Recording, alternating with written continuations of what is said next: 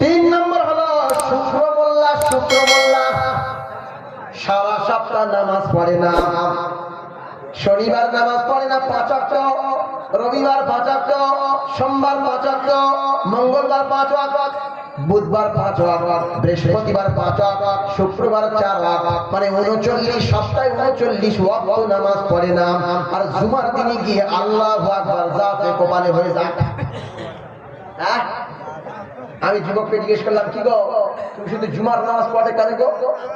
বলছে হুজুর আমি একটা হুজুরের কাছে বক্তব্য শুনেছিলাম, 3 জুমায় যদি না হাজির হই আল্লাহ মুনাফিকের খাতায় নাম লিখে দেয়। কোথায় নাম লিখে দেয়? মুনাফিকের খাতায় নাম লিখে দেয়। ওই জন্য আমি 2 সপ্তাহ পর পর 3 সপ্তাহ মাথায় এসে নামাজ পড়ি। আমি বললাম ও ভাই, হাদিস কিন্তু ঠিক, 3 সপ্তাহ যদি কেউ জুমার নামাজ না আদায় করে তাহলে আল্লাহ মুনাফিকের খাতায় তার নাম লিখে। ভালো কথা, তুমি ওই জন্য জুমার নামাজ পড়ছো। তবে আমি একটা হাদিস শোনাই, আল্লাহর নবী বলেন মান তারাকা সালাতান মুতাআম্মিদান ফাকাদ কাফার।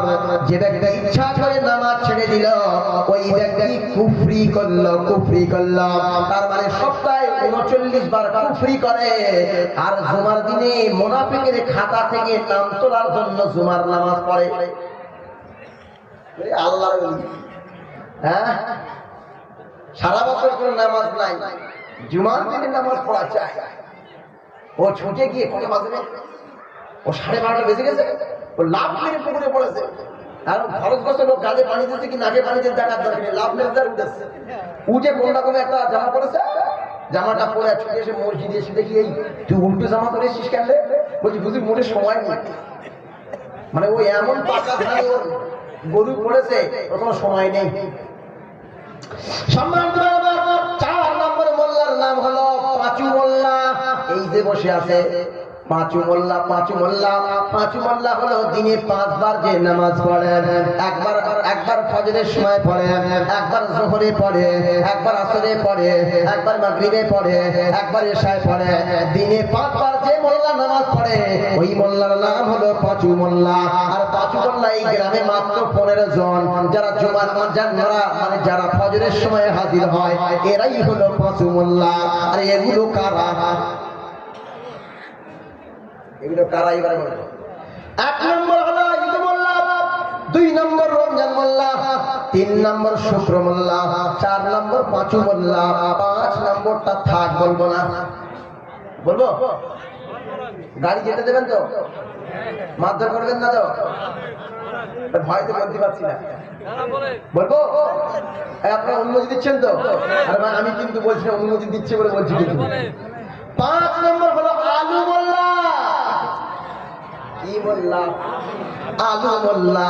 এইবার যদি আমি আপনাদেরকে জিজ্ঞাসা করি আলু কিসের সঙ্গে খায়? সবার সঙ্গে যায়, সবার সঙ্গে যায়। আলু বসে খায়, আলু ডিমে খায়, আলু মাছে খায়, আলু সবজিতে খায়, আলু সিদ্ধ করে খায়, আলু পুড়িয়ে খায়, আলু কাবলি করে খায়, আলু আপনার কিনা চোকা করে খায়, আলু ছানা করে খায়, আলু ভর্তা করে খায়, আলু ভাজা করে খায়। আলু সবার সঙ্গে যায়। আলু যেমন সবার সঙ্গে যায়, এক শ্রেণীর মোল্লা আছে সব জায়গায় যায়। তার মানে সেই ঈদের সময় যায়, রমজান মাসে যায়, শুক্রবারে যায়, 5 ওয়াক্তে যায়, মাঝে মাঝে মেলায় একটু যায়, সুদ একটু খায়, ঘুষ একটু খায়, আর একটু খেলে, মারে একটু কম দেয়, ওজন একটু কম দেয়, 2 নম্বরে একটু করে, চিটারি একটু করে, বাটপারি একটু করে। সব জায়গায় যে মোল্লা চলে ওই মোল্লার নাম হচ্ছে আলু মোল্লা। এইবার আমি প্রশ্ন করছি, এখানে বেশি আলু মোল্লা না পাঁচু মোল্লা? আমি বলছি নাকি অনুমতি দেশ তাই বলে? হ্যাঁ, আলু মোল্লা বেশি না পাঁচু মোল্লা? আবার পাঁচু মোল্লা বেশি, 15 জন পাঁচু মোল্লা। শুধু ফজরের জামাতে গেলে বোঝা যাবে কজন পাঁচু মোল্লা। তাহলে আমরা নামাজ ছেড়ে দিয়েছি, নামাজ জেনে পড়ি না, আমরা রাজমিস্ত্রি জেনে করি, বক্তব্য জেনে করি, কোরআন জেনে পড়ি, শিক্ষক জেনে হই, ইঞ্জিনিয়ার, ডাক্তার, মাস্টার, ব্যারিস্টার সবকিছু জেনে তারপর করি, কিন্তু নামাজ না জেনে পড়ি। ওই একজন বলতে পারবে যে ইমাম সাহেবের কাছে গিয়ে আমি 1 সপ্তাহ 2 সপ্তাহ ধরে নামাজ ট্রেনিং নিয়ে তারপর নামাজ পড়ছি? বলতে পারবেন? আমি চ্যালেঞ্জ করছি, বলতে পারবেন না আপনি।